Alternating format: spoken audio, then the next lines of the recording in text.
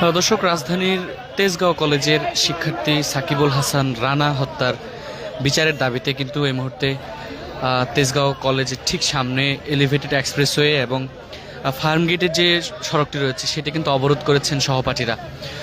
আপনাদের বলে রাখি যে এর আগেও আসলে শিক্ষার্থীরা কিন্তু দফায় দফায় এই সড়ক অবরোধ এবং বিচার দাবিতে আন্দোলন করেছেন। একই জায়গায় ফার্মগেট অবরোধ করেছেন, একই সময়ে সরকারি বিজ্ঞান কলেজের সামনে তারা অবস্থান কর্মসূচি পালন করেছেন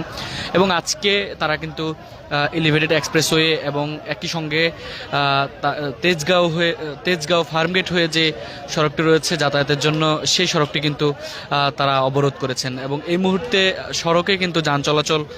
পুরোপুরি বন্ধ রয়েছে। আপনাদের যদি একটু বলে রাখি যে তেজগাঁও কলেজের শিক্ষার্থী রানা হত্যার বিচারের দাবিতে কিন্তু এরই মধ্যে তেজগাঁও কলেজের শিক্ষার্থীদের সঙ্গে একাত্মতা জানিয়ে অন্যান্য কলেজের শিক্ষার্থীরাও কিন্তু এই আন্দোলনের সঙ্গে যোগ দিয়েছেন, যার ফলে সড়কে কিন্তু এই মুহূর্তে যান চলাচল পুরোপুরিভাবে স্থবির হয়ে পড়েছে। একই সঙ্গে কিন্তু আমরা দেখেছি যে বেলা 11টার কিছু সময় পরেই শিক্ষার্থীরা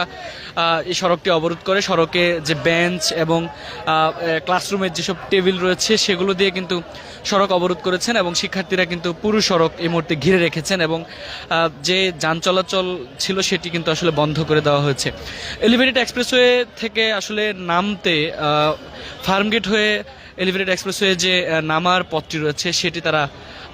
সেটির একেবারে মুখে বন্ধ করে দেওয়ার কারণে কিন্তু আসলে যেই যানবাহনগুলো ছিল সেগুলো কিন্তু চলাচল করতে পারছে না এই মুহূর্তে এবং দীর্ঘক্ষণ ধরেই কিন্তু আসলে তারা পুলিশের সঙ্গে কিন্তু আসলে তাদের দফায় দফায় আলোচনা চলছে এবং শিক্ষার্থীদের